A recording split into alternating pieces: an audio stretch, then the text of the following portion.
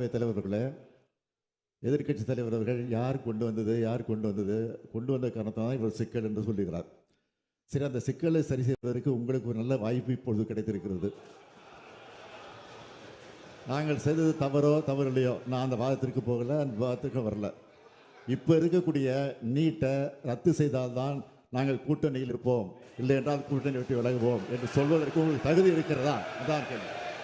கொண்டு வரலாமே, அரசு கொண்டு வருவதற்கு எல்லா வித தகுதியும் உண்டு. அந்த சட்டத்தை கொண்டு வருவதற்கு அரசுக்கு வாய்ப்பு உண்டு. அதை நீங்கள் வலியுறுத்துவதற்கு தயாரா? அதுதான் என்னுடைய கேள்வி. வாக்குறுதி கொடுத்தது உண்மைதான், அதில் நாங்கள் எந்த விதமான மறுப்பும் சொல்லலை. ஆனால் நாங்கள் எங்களுடைய கூட்டணி ஆட்சி அங்கே அமைந்திருந்தால் நிச்சயமாக தொடர்ந்து வருவோம். இப்பொழுது நீங்கள் கூட்டணி அமைத்திருக்கிறீர்களே, இந்த கண்டிஷனை போட்டு அந்த கூட்டணியை தொடர்வதற்கு உங்களுக்கு அருகதை இருக்கிறதா என்றுதான் கேள்வி. ஏமாற்று ஆட்சிக்கு வரல, நாங்களும் ஏமாற்று ஆட்சிக்கு வரல. 2 மாதத்திற்கு முன்னாடி பாஜக என்ற கூட்டணியில் நாங்கள் இருக்க மாட்டோம். 2026 மட்டும் இல்ல, 2031 கூட நாங்கள் இருக்க மாட்டோம் என்று சொல்லிவிட்டு இப்போது கூட்டணி சேர்ந்திருக்கிறீர்களே, யாரை ஏமாற்றுவது நாடகம்? அதை சொல்லுங்க. கட்சியோட கூட்டணி சேர மாட்டோம். அதுதான் நான் கேட்கிறேன். அதுக்கு பதில் சொல்லுங்க.